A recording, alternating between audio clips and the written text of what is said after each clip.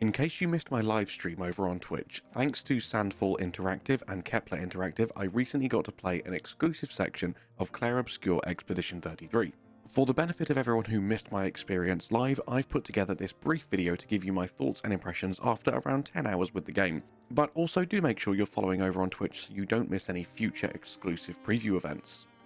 We'll start off by talking about the only part of this game that I think might put some people off of buying it, and that is the fact that it's a turn-based game. Now, if you are someone who likes turn-based games, you're probably thinking, you're insane, Dom. Why would you even say that? Why would this put us off buying it? And I, like you, am also a turn-based gamer. I love old-school Final Fantasy, I love Metaphor, I love Baldur's Gate, but whether you're willing to admit it or not, we are in the minority. Most modern gamers don't like games in these styles because they're a bit too slow. And if you do fit in that latter category of gamers, I'm here to tell you that you don't need to worry about that. This game doesn't feel turn-based. Due to the very tastefully done quick-time actions for your own turns, and the ability to dodge, parry, perfect dodge, counter, and more on your enemy's turns, these additional features of combat make it feel just fluid and action-packed enough to also entice gamers who prefer a more real-time style to their gaming, without overwhelming those of us who excel in turn-based combat. And I feel like this is the perfect blend of both styles, and definitely takes inspiration from the likes of Persona and Super Mario RPG.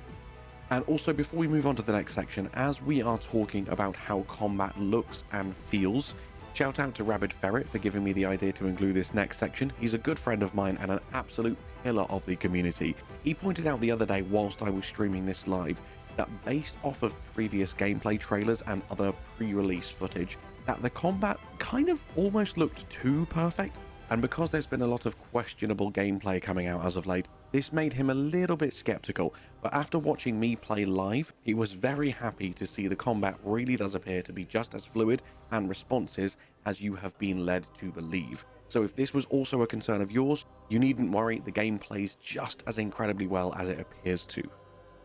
Another thing I adore about this game is the plethora of different builds that you can wield. Due to the addition of being able to level your character and all of your character's various stats, as well as Pictos and Luminas, you have such a wide variety of builds that you can use. Just to give you one very early game example, you will earn AP as you attack and block and defend and basically do every single action. That will earn you 1 or 2 AP up to a maximum of 10.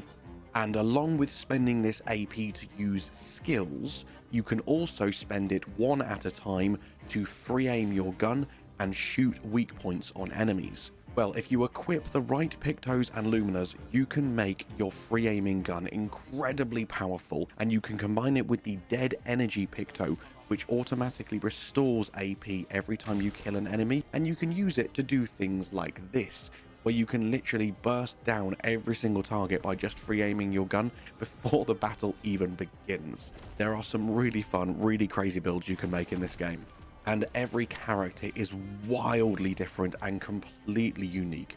The first character you get access to, Gustav, has the Overcharge ability, and as you use other abilities, you will also be increasing your overcharge gauge, and you can use this to then do massive damage, thousands of damage at level 1.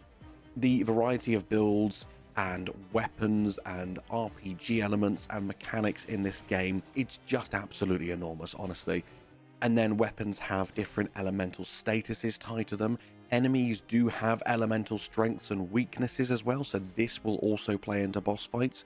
And if you are a fan of Persona or Metaphor or other similar games, I think you will feel right at home in Clair Obscur. Don't get me wrong, I feel like pretty much every gamer will enjoy it, but if you really like them games, this is going to be your next favorite game. It operates very similarly in so many different ways, especially when I talk about the fact that if you are well prepared for the enemies you're about to fight, and you know their strengths and weaknesses, and you fight correctly, a fight can feel like an absolute cakewalk. But go in unprepared or use inefficient abilities, don't study, don't learn your enemies, you're going to get wrecked. This game can turn from being one of the easiest games in the world to one of the hardest games in the world, all completely depending on how you choose to approach situations. And anyone who is very familiar with Persona will be right at home with that feeling. Another mechanic I really love, as we're talking about Pictos and Luminas, is the ability to learn these passive skills. Similar to a few other games, I believe Final Fantasy IX is probably a great example of this. Once you have your character equip a new set of Pictos, you then need to successfully complete 4 battles with them, and you will acquire their skills permanently. Now you can unequip them and equip different ones to learn. You can then go into the Lumina's tree, and you can spend your Lumina points to apply the effects that you have now permanently acquired. And once one character has done this, that ability is then there for all characters to learn. Really love this system because it even further enhances the massive range of builds that you can apply to your characters, so that every playthrough and every player has a completely different experience.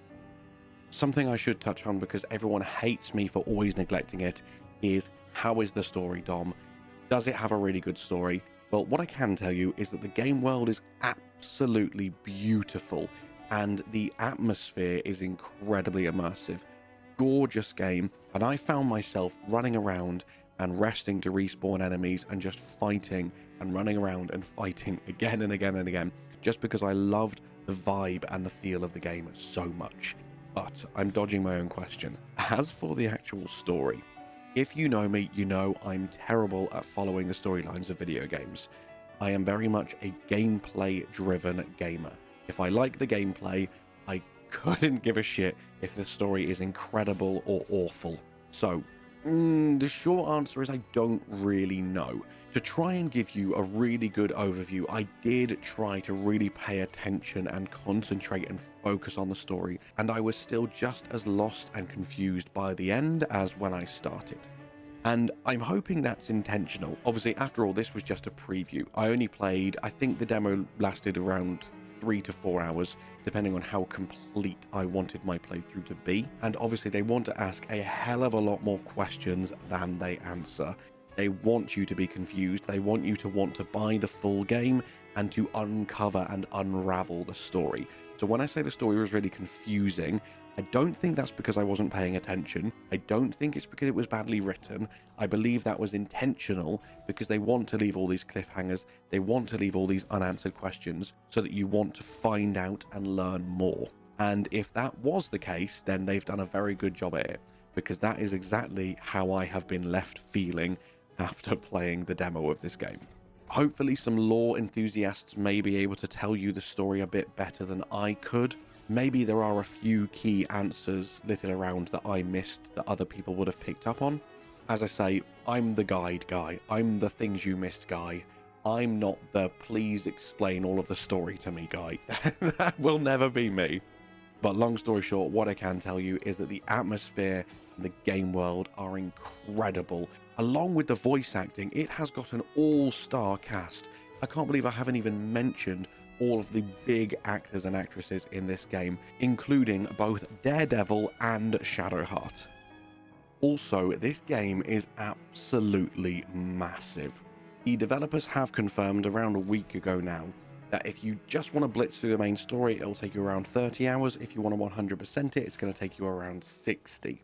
I am a very slow gamer, and I know when I talk to some of the community on stream that a lot of people in my community specifically echo that sentiment, that they want to comb every single alleyway and nook and cranny, and they also game very slowly.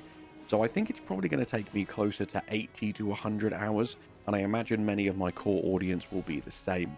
So yeah, it's a big game, because just taking the tutorial area itself, that feels like a pretty big area.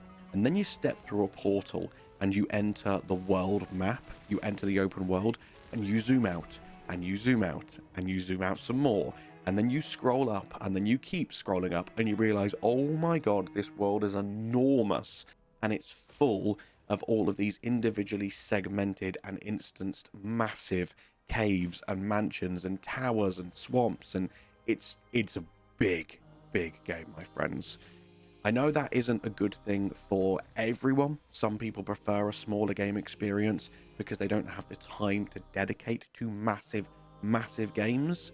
But in my opinion, the more game you're getting for your money, the better. I love that this is going to be a huge game. And going off on a bit of a tangent, talking about how long the game is, already by the end of the demo, my characters were dealing thousands of damage, and I was 3 hours in to a 60, 70, 80 hour game. So I really hope you can, at some point, somehow break the 9999 damage cap, because it feels like it won't be long before your characters are hitting for 9,999 damage, and I would love to be able to break that and go into the 10,000s. I adore when my RPGs let me do that. So, fingers crossed. And this final section, as we're wrapping up, I'm just going to give you a few more pieces of information, a few more facts about the game to tickle your taste buds and get you even more excited for the full release of Clair Obscur Expedition 33. But I won't tell you too much more because I don't want to give away everything and include too many spoilers for the people that would like to know if the game is good, but also don't want to go in spoiled. So I will tell you this, but I won't go into detail. As you unlock more characters, you can choose whichever one you want to use to roam around the world. You can switch between them on the fly, but that has absolutely no gameplay benefit. They don't have different traversal options, they don't have different jump heights, things like that. But just because your characters themselves don't have different traversal options, don't let that lead you to believe that there aren't any available.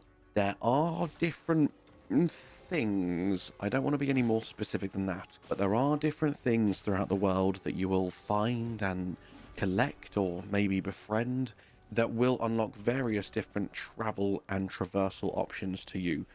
Think old school Final Fantasy VII. That's all I'm gonna say. Just think back to the ways that you could traverse the world in FF7, and I'll leave it at that. Oh, and there are also upgrade systems in this game as well, such as the ability to upgrade your weapons. As I say, it is full of RPG mechanics. If you are a very enthusiastic open world RPG gamer, oh, this really hits the sweet spot. That is it for my preview, first impressions, thoughts, whatever you want to call it, of Clair Obscur Expedition 33. As you can tell, I adore this game. I am very excited to get my full review out for you, so make sure you're subscribed and keep your ears and eyes peeled for that. And with that, all that's left for me to say, my friends, is thank you so much for watching. I hope you have an amazing day, and I'll see you in the next one. Bye-bye.